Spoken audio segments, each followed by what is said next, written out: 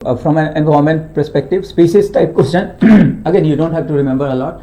जो भी चीज़ past 6 month में हिंदू में आई ना उस पर फोकस कीजिएगा. Otherwise if on a border line do, मतलब अगर बहुत ज़्यादा कॉन्फिडेंट हो कि हाँ ये more than 50% chance is that this my answer would be right, तभी अटेम्प्ट करो, वरना let it go. Okay, statement 1 है the Indian soft shell turtle okay is accorded the highest level of legal protection under Schedule 1 of WPA Wildlife Protection Act 1972. ये बिल्कुल सही है, right.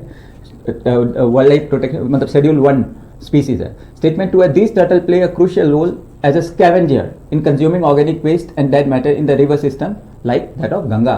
Okay, तो इसमें आपको ये पूछा है स्टेटमेंट 1 और स्टेटमेंट 2 वाले जो क्वेश्चन होते हैं, तो इसमें देखिए इस individually both statement are correct but statement 2 does not justify statement 1.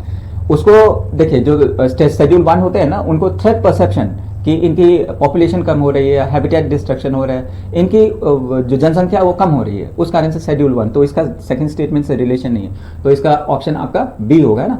जैसे both statement 1 and 2 are correct individually, statement 2 is not the correct explanation for statement 1, क्योंकि दूसरे में तो ये बताया कि बहुत आया था खाने की, राइट. Okay, scavenger, scavenger.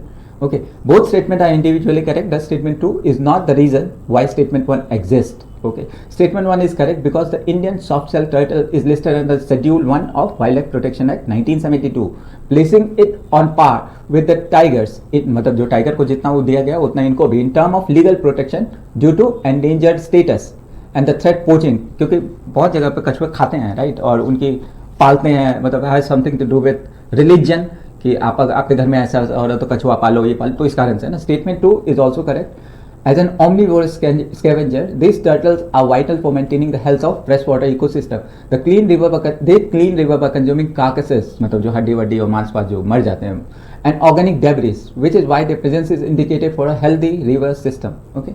लेकिन शेड्यूल 1 इसलिए मिलता है अगर वहाँ पे किसी चीज़ की पॉपुलेशन कम हो रही है, स्मगलिंग हो रही है, या फिर उनकी थ्रेट परसेप्शन, हैबिटेट डिस्ट्रक्शन, ये सब है ना.